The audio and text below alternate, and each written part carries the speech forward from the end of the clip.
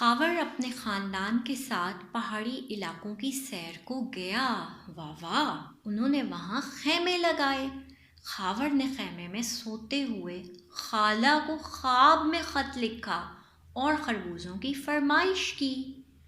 خاور، خاندان، خیمے، خالہ، خواب، خط اور خربوزے، ان تمام لفظوں کے شروع میں ایک جیسی آواز سنائی دے رہی ہے، اور پیارے بچوں وہ آواز ہے خ کی آواز۔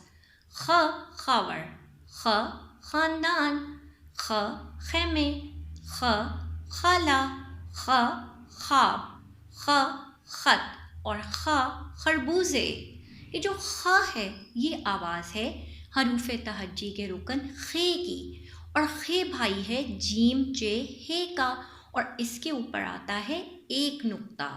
خ کہتا ہے خ خاور، خ کہتا ہے خ خاندان، خ کہتا ہے خ خیمے، خ کہتا ہے خ خالہ، خ کہتا ہے خ خواب، اور خ کہتا ہے خ خط، اور جناب خ کہتا ہے خ خربوزے۔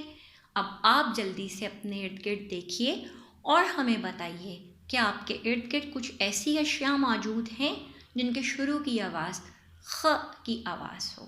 ذرا سوچئے، آپ کو خواب میں کیا نظر آتا ہے؟ آپ کے خاندان میں کون کون شامل ہے؟